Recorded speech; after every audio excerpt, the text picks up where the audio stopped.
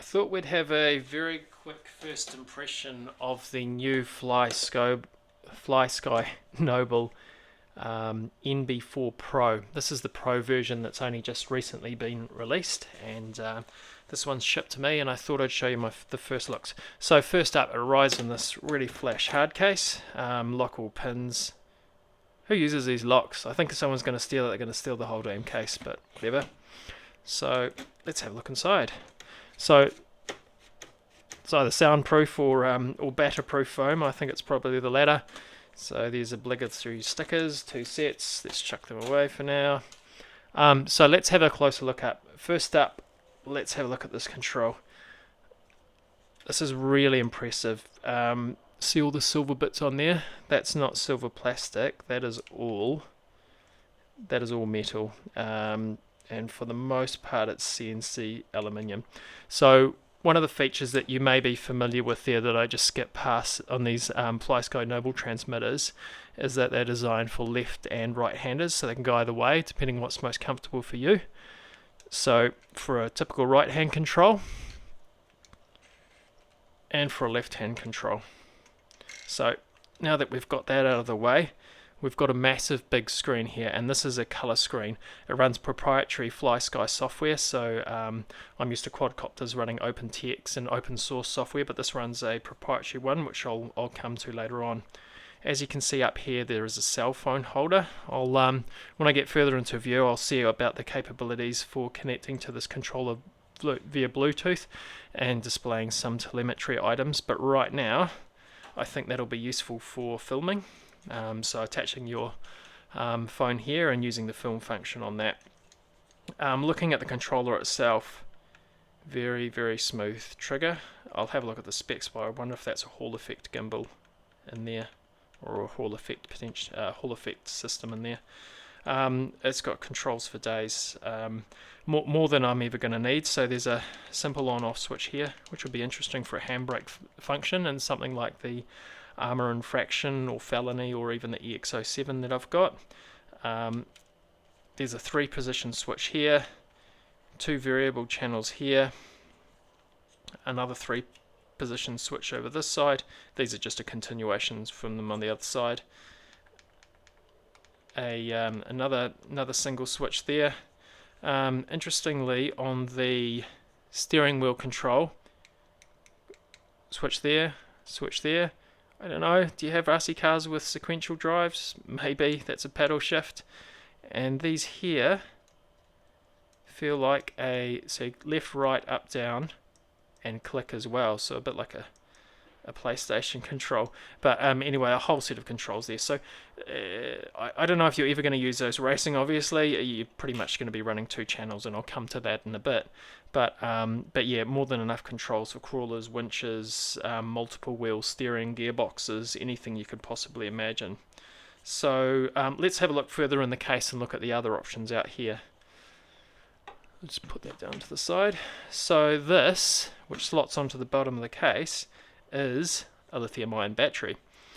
Is it lithium-ion or lithium polymer? Let's find out. But one thing cool is that you can charge it via standard USB-A, USB micro.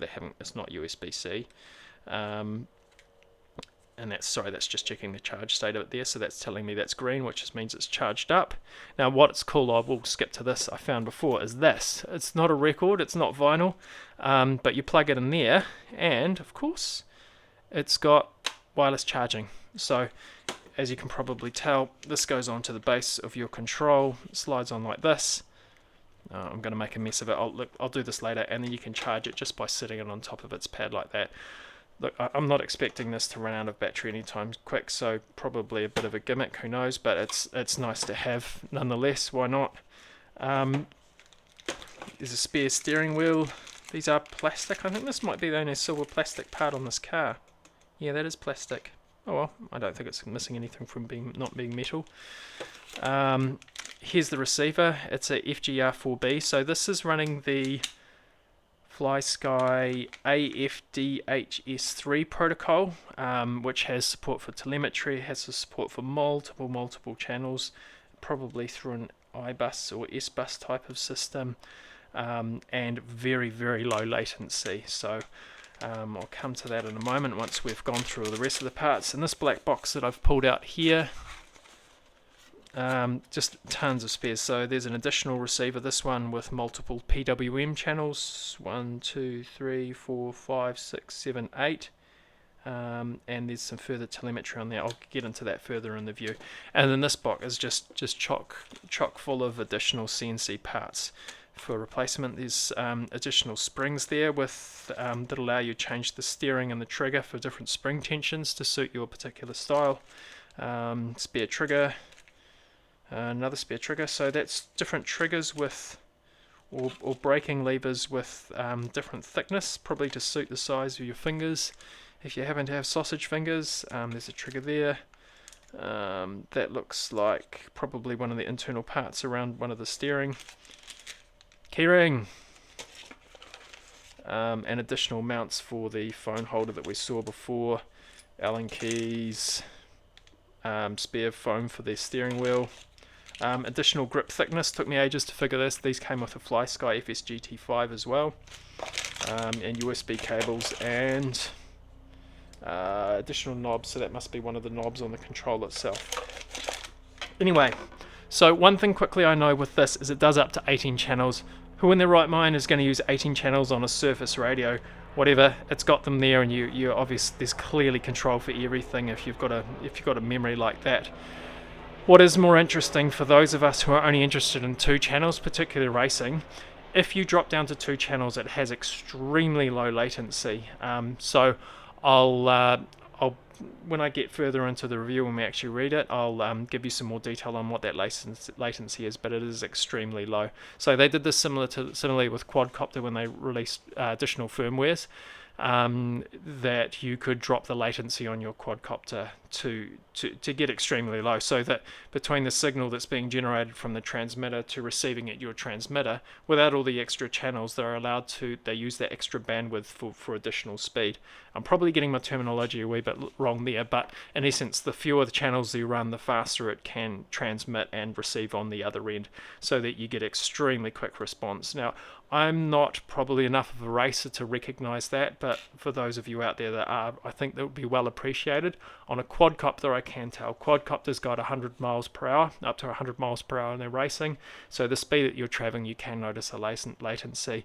But with RC cars not going anywhere near that speed, certainly in race situations, and having mechanical linkages rather than direct motor without gearboxes or any servos or anything, that you can tell. But look, the racers will know that one better than I can. Anyway, like I said, I'll come to that when I get in the further review, but I thought I'd just show you how the package looks like to start. As you can appreciate, for the very top of the line radio, it's extremely comprehensive. There's a lot of additional bits and pieces. I don't know if they need to be in there. Maybe they could cut the price and pull them back, but to be honest, if they're just chucking them in there from the factory, I don't think they're adding that much cost to it. It is, like I said, it is the top of the line setup, so you can expect to have all that stuff in there. Stay tuned and keep an eye out for my next video when I delve into the settings functions and I set it up in a race car of my own, the LC Racing LC12B1, which I'm building up from a kit at the moment. Thanks for watching.